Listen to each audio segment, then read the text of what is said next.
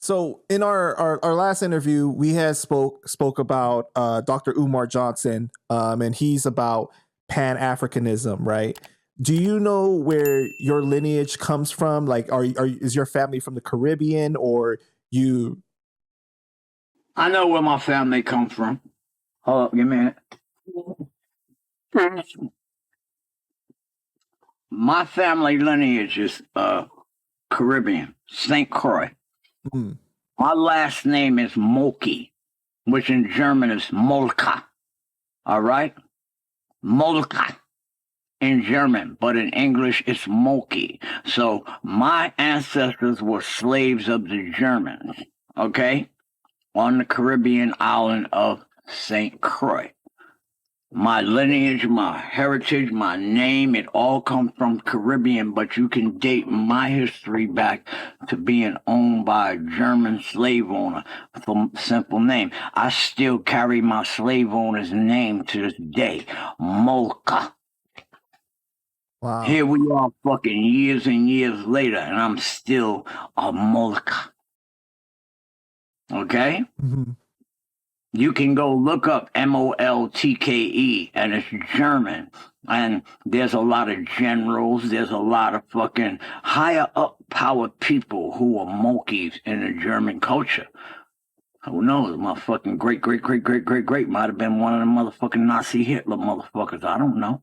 My name is Moke. What do you think about, in the recent years, the foundational Black Americans is a movement that has become very popular? Is that something that... Let's go back to Dr. Umar fucking Johnson. Mm-hmm. What about him? You asked me about him. Or asked you... I don't know anything. Listen, I don't know anything about Pan-African, right? Mm-hmm. But I do know one thing about Dr. Umar Johnson. Dr. Umar Johnson is a fucking has a master's in psychology, and so he knows better than most how to manipulate one's mind and their social fucking goings, right? Right. And so, what I look at Dr. Umar Johnson and I say, I agree with a lot of the things he says, but it's just the way that we deliver that message is very different, in which he has his right to do and I have my right to do.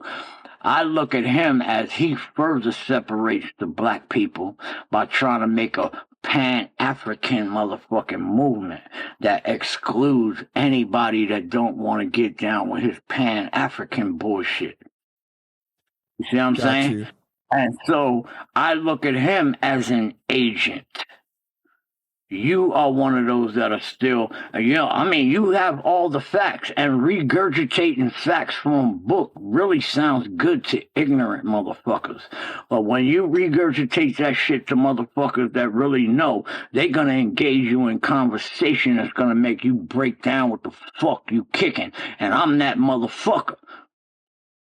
And so I wanted to sit across the table from him with that Pan-African bullshit or whatever the fuck he got going on and tell him, I agree with you, son. But then it's like I also look at you like a fucking agent. And on top of that, you know the trick, because the trick in psychology is 3, right? Boom. When you say things 3 times, it makes it stick. It makes it stick. It makes it stick. It makes it stick. That was 4. But when you use things 3 times, you will hear Dr. Umar repeat things 3 times in succession, many a times, which means that he's digging into that psychological knowledge that he has over most to use this psychological trick to bring you over to his side, because things said to you in 3, you might miss it the first time, you might miss it the second time, but the third time, ooh.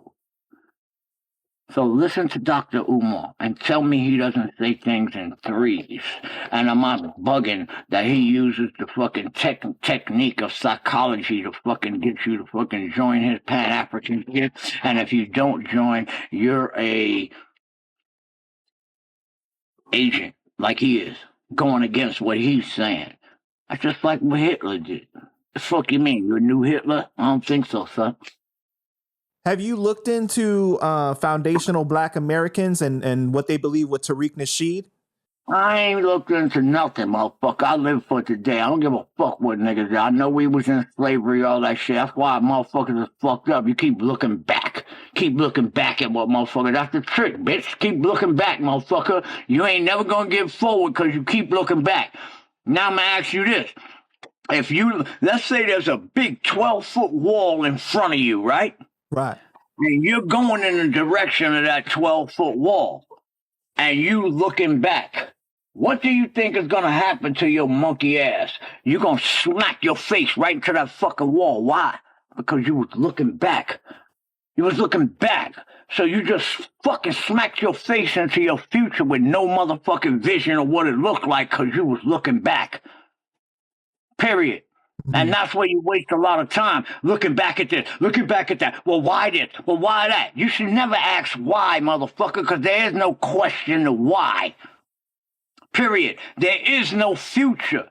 And I'm going to prove to you that there is no future because when you get to the future is now. And so you sitting back trying to look 10 years ahead and 3. You can't even look 1 hour ahead. You don't know whether you're going to drop dead right now.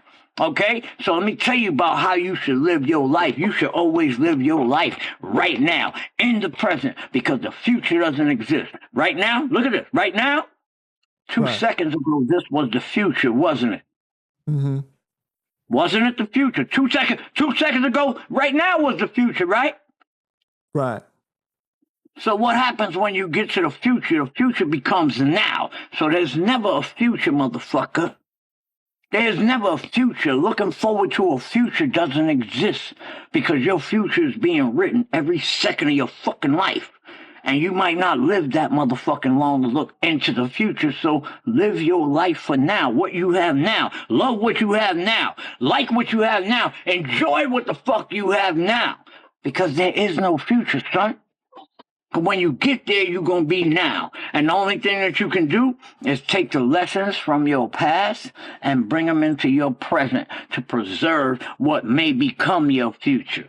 Because there ain't no future. It might become it, but it ain't it now. At this point, it's right now. And that's all you got is right now. That's it. Nothing else. All right, Shan, I just want to thank you for your time. Is there anything that you want to say to the people before we go ahead and wrap it up? If they don't fucking like me, fuck it. I don't listen anyway. But I love you. But I love you and thank you for your time, sir. And I hope you ain't getting off because I started taking it a little bit too deep into the realm of some other shit that might motherfucking turn your show into a conspiracy show or something. No, I like that stuff. I like talking about that kind of stuff, you know? I mean, well, I'm gonna ask you this: how many artists can you think of that can have these kind of conversations with you? Other than I'm the best rapper and my shit was this and bragging about their fucking music. I don't think we talked about my music throughout this whole fucking interview, do you? No, because we did that the first interview. So I definitely wanted to get your take on a lot of different things, but yeah, I don't think that everyone is willing to go on a deeper level of talking about things, you know? All right. That's all I wanted to hear. So thank you for your time. I appreciate it, sir. And anytime that you already know what it is, anytime you want to do what you got to do, you know who to call. Right. BTP Media Group.